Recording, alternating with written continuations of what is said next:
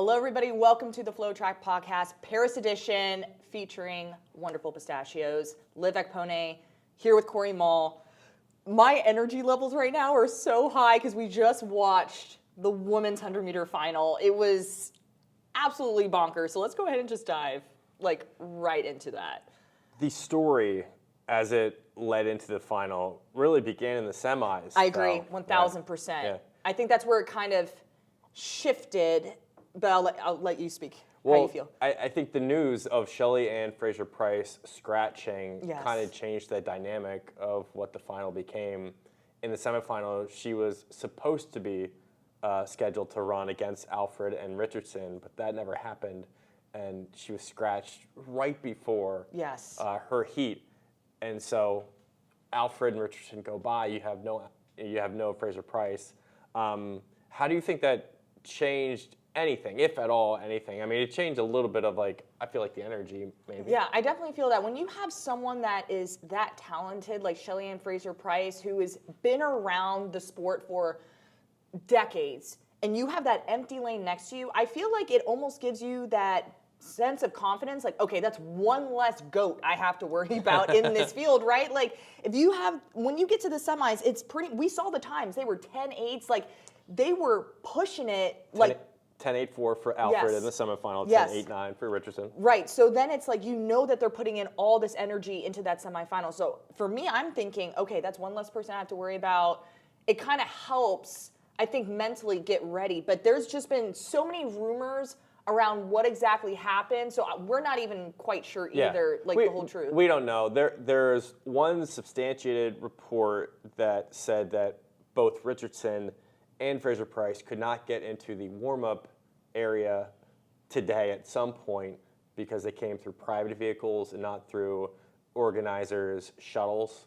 So, but, I mean, Richardson got in. So I don't think that was an issue, but that was one little lead-up piece of news that got brought up today. Right. But looking at the semifinals, I felt like Richardson was ready. Alfred was ready. They were the prohibitive favorites. I loved what Melissa Jefferson did in the first heat.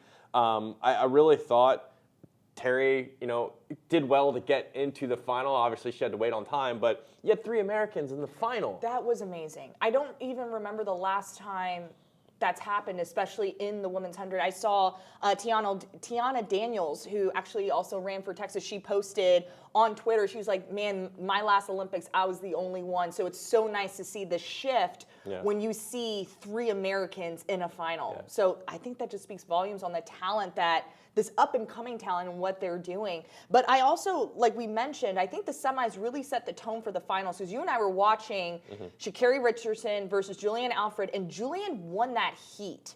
Do you think that played a role in kind of how that final shook out? Because I told you, I was like, I think Julien's confidence level just went up. Whether or not Sha'Carri let her go to win that semifinal heat, you're thinking in the back of your head, all right, if I can beat her in the semi, I know I can beat her in this final. I do think that her figuring out her front end of her race, Julien Alfred, in the semifinals, gave her the confidence in the finals where she knew she was not going to worry about it. Mm-hmm. She had it figured out.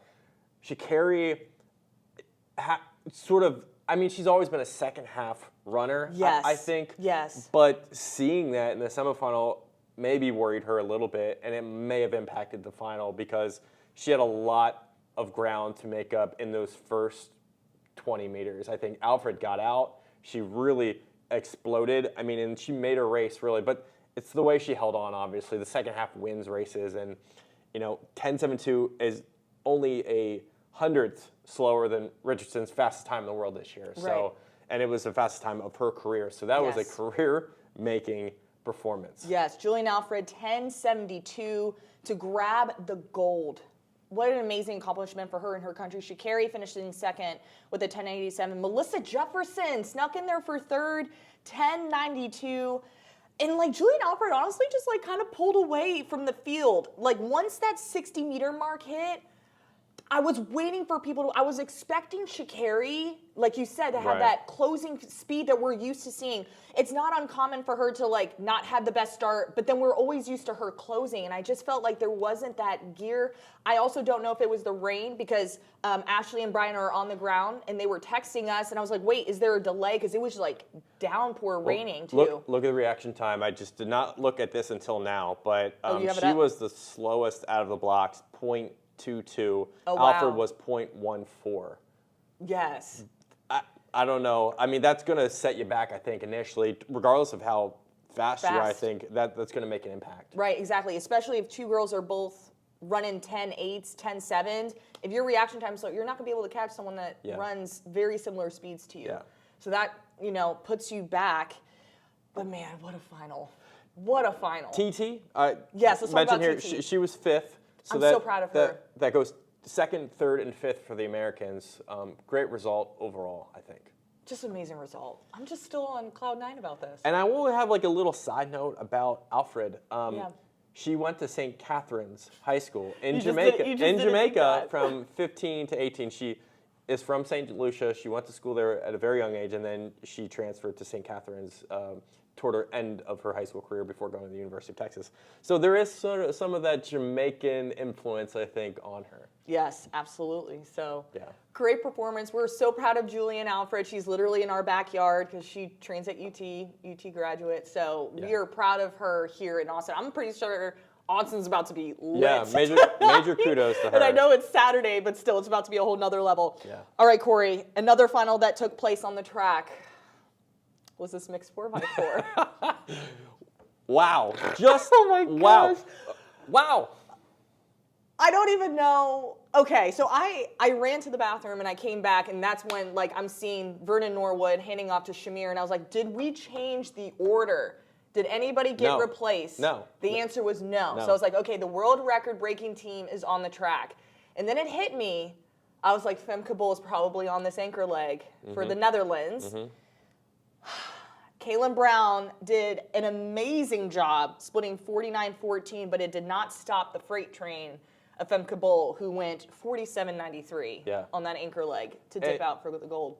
She just showed how exceptional she is. Yes. I think stayed really patient in the first 100 meters of that split and ultimately knew that if she was going to win the race, it was going to come in the final stretches. Yes. That is a gamer, 100%, and it really stokes the fire, I think, later on in the Olympics when we're looking at the 400-meter hurdles. But I think that was just a legendary performance, just 0.02 of a second off of the U.S.'s world record from yesterday. The U.S. were only off 0.3 of a second from their world record yesterday too. So Pretty similar, yeah. They ran well. Yes. But they didn't make any changes. Yes. So they essentially came into that race saying to themselves, we think we are good enough to win. And they didn't win in Tokyo. Now this is the second straight Olympic cycle where they go, third and now they're second. They're improving, but it's a tough pill to swallow. It is hard when you have someone like Femke Bol on the anchor. We're watching this, and I'm thinking, part of me had doubt that Femke Bol couldn't close it, but I'm like, this woman goes 50 point over hurdles. 47.93 for a split. That's crazy. I know. Monstrous. But yes. But I'm also thinking it's the Olympics too. 50 point over hurdles. You got to shave something. And the gap was just not big enough. It was just not big enough. And Femke Bol was very patient and came off the last 150. You know what it reminded me of? We've covered high school for a long time at the Texas State Championships in 19. Matthew Bowling covering. Yes. It reminded me a little bit of that. Kaylin Brown's teammate, Amber Anning, for Great Britain, ran a great leg too, 48.8 over her final 400 and pushed Great Britain to third overall. So it was Netherlands, U.S., and Great Britain. And just I'm excited for the mixed relay now. I'm a fan of the mixed relay. You're a fan? I'm a fan. Yes. I wish Quincy would have been in it, but don't even get me started. I'm a fan. I am a fan. I'm a fan too. Yeah. Super excited about all of that. Okay, moving on. Men's shot put. Oh man, Ryan Crouser does it. Season's best. He did it when it counted most, 22.90 meters. Joe Kovacs with the silver, 22.15. So we go 1-2 there. And then Campbell was third, 22.15. And the fellow American, Peyton Otterdahl, finishes just outside the podium, 22.03 meters for fourth there. Yeah. Crouser didn't even take his final attempt. Obviously, he knew he won. Yeah. So an Olympic champion understands the scenario and gets his throw in early. This came on the third attempt in that first round, I think. Right? They get 3 throws in the finals, right? Sure. Yeah. Well, ultimately, they were out there. Ultimately, he hit his Olympic winning throw on his third attempt here. Had 2 more attempts where he tried to sort of make some adjustments, and then when he knew he won, he didn't even make his 6th attempt. So yeah. That's just sort of experience. Yeah. Coming through here. He's been around the block a couple times. Yes. So. Yes. Joe Kovacs, as you said, had a great last throw, and it's got to be a little, I think, what's the word? He's been runner-up to Crouser at the Olympic. Yeah. Period, a lot. I think this is the third straight time now. So they just bring the best out. They do, but I mean, you want to win. When you want do to I get have one. my moment? You want to get one. When is my moment? You want to get one. But yeah. I mean, if he's still one of the best shot put throwers in the world and of all time, so you got to give him credit for that. Yeah, absolutely. All right, women's triple jump. Literally, as we are filming this, I have the stream up on my computer. We have the final results. I see the flags. My girl, Thea LaFond, who won the indoor world championship title representing the DMV, specifically Maryland, from the Dominica, the flag bearer as well, won the event. Shanika Ricketts was second, and her girl, Jasmine Moore, got the bronze. So those are our top 3. What were the marks? Oh, I didn't get that far. I was just like, I saw the flags and I was like, oh my gosh, here come the tears. Let me see. They put up the results. So we're about to find that in just a moment. And then the Decathlon 1500 is about to go off in a moment too. So we'll see how Leo does, but we'll get to Leo in a bit. But Thea, I was really impressed. I don't know what was her winning jump, but there was one jump where she jumped over 15 meters. And I was like, oh, she literally leaped herself into that top place finishing position. So just craziness. And there was a delay too. I mentioned that it's raining there. There was a moment where they were pushing the water off the track. So the triple jumpers actually had to put on their warm-ups. They had to wait a couple of moments before they can go back onto the track. And this was all during the women's 100 meters as well. So, they were talking about on the broadcast how, like, that kind of messes with you mentally. Like, you're in the group. Like, they go off of energy and a pattern, and all of a sudden there's a pause. So that could also impact some of these jumpers, too. I have final marks. 15.02 meters for LaFond. That was a big jump I saw, yeah. 14.87 for Ricketts, 14.67 for Moore, which was a season best for her. Yeah. So, and that came on her second jump of the competition too. So when you're in this position, you really want to get a mark out early. She was 12th in 2021, didn't get to the final. She gets to the final this time around and wants to get a jump out there early. She only got one successful attempt out there. She either hit the board or wasn't on the mark every single other time out. So one mark, one time, finishes third overall. You got to be happy with it. Regardless of the other attempts, you finish with a third place bronze medal at the Olympics. Exactly. And she's also going to be contesting in the long jump as well. Yeah, so double. She has an opportunity to double medal here in Paris. So we are cheering for Jasmine Moore as well. All right, I know we just talked about the women's 100 final, but the men's 100s took place earlier this morning. I was up at the crack of dawn. Yep. I need a lot of caffeine over the next 10 days. But can we talk about Kashane Thompson real quick and how he looked? Because the way how Sha'Carri looked in the 100 prelims is literally how I saw Kashane Thompson look. He when I say shut it down, like his engine turned off at 50 meters to go and he just cruised to the finish line there and pretty much jogged at 10 flat. So for me, that was eye-opening on just how crazy that was. But of course, there was one heat where a guy. Well, let's stay on that though. Okay, yeah, I didn't know if you wanted to dip into. Let's stay on it though because so I will give him credit because there was a little bit of an issue early on. Jeremiah Azu from Great Britain false start, or basically started under the legal limit for reaction time, so Yes. 0.073, and it took some time for that to get solved. It took like 20 minutes, No. It felt like 20 minutes. It was There not was a 20 lot minutes. of arguing back and forth. It was like 5 minutes, but 5 minutes is a lot of time if you're getting ready for a heat. So all these guys want to make sure that they're getting through to the next round. Right. Got to give credit to Thompson, obviously, that got it done. So I think enduring some of those challenges or those moments where you're not quite sure like what's going to happen, I think is a testament to your ability here. But yeah, I mean that was big. I think the third heat. Let's talk about the third heat. Corey, what happened in the third heat today? Well, NCAA champion Louis Hinchliffe of Houston beat Lyles in the round, 9.98. Lyles ran 10.04. Sean Maswagani, 10.06. Those were the top three qualifying through. Hinchliffe and Maswagani are teammates at Houston, so pretty good story there. But Lyles beaten in the rounds by Hinchliffe, and it was, I think it's, when he went into the interviews afterward, he talked to Lewis Johnston, they went in the mixed zone afterward. He just gave some remarks that I think rubbed some people the wrong way. Yes. There was a borderline between confidence and cockiness, which that's how it's been interpreted across the board. I think it's very, very, very, very confident. Yeah. That's how I'm going to put it. I think one of the big things, with Lewis Johnson, he said that everyone should be scared now or something to that extent. And then in the mixed zone, he said that the guys, I thought the guys should, let me bring it up. While you think about that, my comment about all of this, like we talked about how Louis and Sean, they're training partners in Houston, go to the same school, we're doing their things together.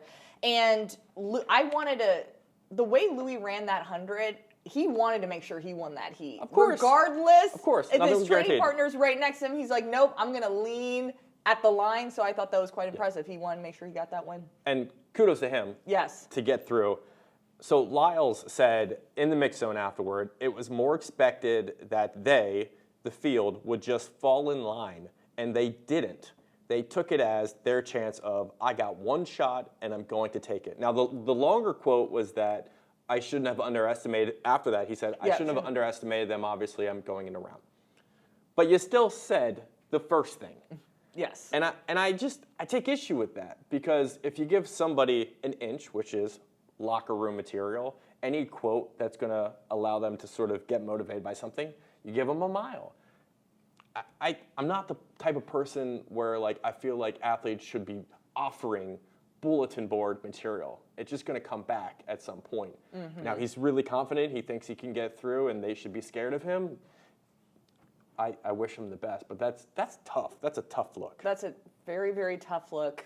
Hard pill to kind of swallow now, because you can't take back what you said, right? And you can't say, oh, but this is what I meant. I think it's very, very clear the message. And the other Americans, Bednarik, 9.97 in Heat 7, Fred Curley, 9.97 in Heat 8. They both looked really good. They look smooth. So how do we look at the rest of the field as we're going into the semifinal now? There's a bunch of guys under 10 seconds in the heats. How did things shake out? There too. Yeah. Like we saw, just reflecting on the women's rounds and how we got to this point, right? The very first round, very calm, collected, no sweat. Semifinals, that's when we turn it up a notch. We're almost maxing out, but we're putting a little bit more energy into our efforts to make sure we get into that final. So we're about to start seeing some 9.8s, 9.7s in that ballpark, and then that final is going to be spicy. All right, any other thoughts on the men's 100? Because that was probably one of the biggest storylines from this morning. Great storylines. I appreciate the storylines coming out of the men's 100.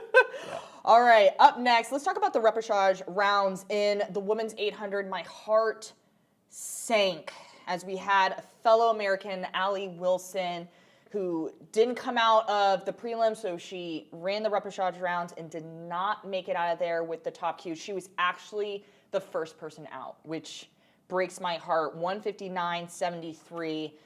Just what were our thoughts on the repechage rounds as well? Well, she said afterward that she didn't feel like she ran the race that she wanted to run first day. Right. Today, she did. She did. So regardless, that you can have your head up high about. Exactly. She leaves knowing that she raced the race she wanted to accomplish today.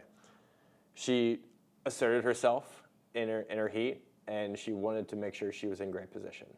Now, the drawback in this race was that, toward the final straightaway, she had to hold on to that position, and ultimately she did not. So that is the risk you take sometimes on putting yourself out there and kind of, giving yourself a target, I guess. Yes. You would say. Yeah, I agree. Yeah. And then we also had the 1500 on the men's side with their repechage rounds, and the biggest storyline from there was Ollie Hoare had a run, and he also did not make it out of the rounds as well. What can we take away from just the 1500s as a whole, just moving forward?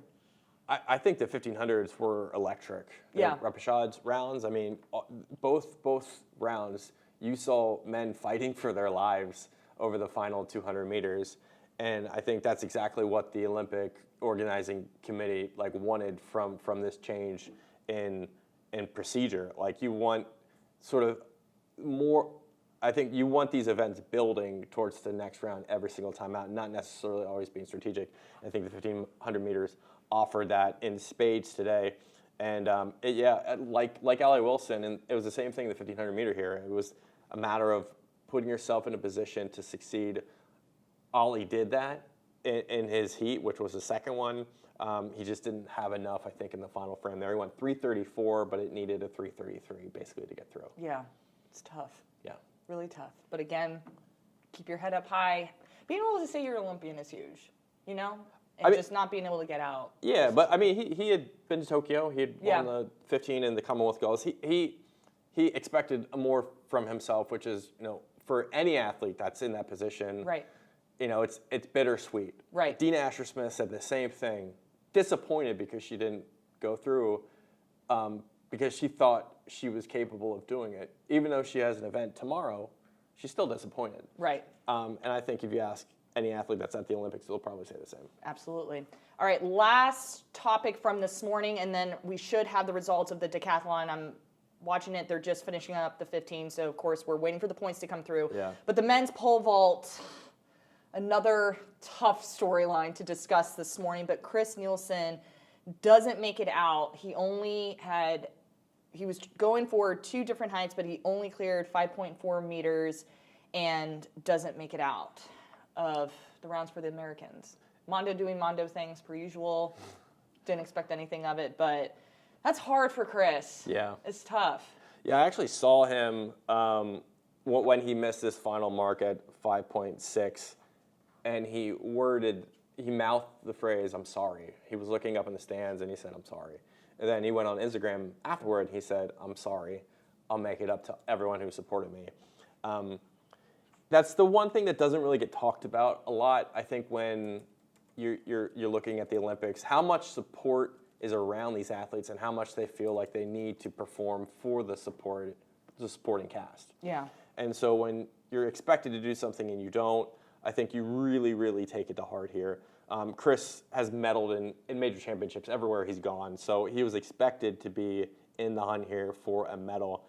And 5.40, we get past that on his second attempt, but 5.60 just was not his day on that bar. So he's out. Another American was also out alongside him, Jacob Wooden, who did not hit 5.70. So we got 2 Americans out. Sam Kendricks makes it through.